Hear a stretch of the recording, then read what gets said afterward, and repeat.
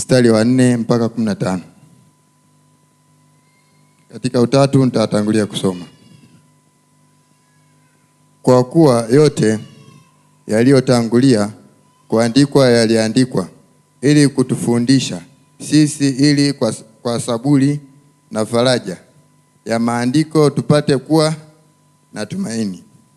Na Mungu mwenye saburi na faraja awajulie kunia mamoja ninyi kwa ninyi, kwa mfano wa Kristo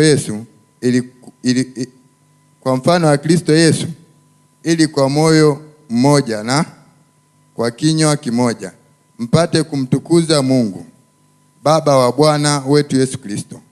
Kwa hiyo mkaribishane ninyi kwa ninyi, kama naye Kristo alivyotukaribisha, ili Mungu atukuzwe.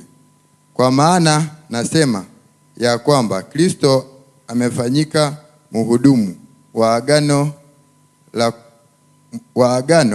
la kutahaliwa kwa ajili ya kweli na Mungu, kusudi athibitishe ahadi walizopewa baba zetu, tena ili mataifa wamtukuze Mungu kwa ajili ya rehema zake, kama ilivyoandikwa, kwa hiyo nitakushukuru kati ya mataifa, nami nitaliimbia jina lako.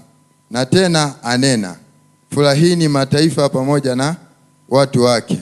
Na tena, enyi mataifa yote, msifuni Bwana, enyi watu wote, muhimidi. Na tena Isaya anena,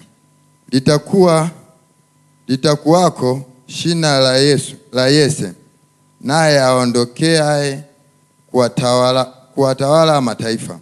Ndiye mtaifa watakaye mtumainia. Basi Mungu watumaini na wajaze ninyi furaha yote na amani katika kuamini, mpate kuzidi sana kuwa na tumaini katika nguvu za Roho Mtakatifu. Ndugu zangu, nimehakikishwa mimi mwenyewe kwa habari zenu ya kuwa ninyi nanyi mmejaa wema, mmejazwa elimu yote, tena mwaweza kuonya. Mstari wa 15 na wa mwisho. Lakini nawaandikia kwa ujasiri zaidi katika sehemu za waraka huu, kana kwamba kuwakumbusha kwa neema ile niliyopewa na Mungu. Na hilo ndio neno la Mungu.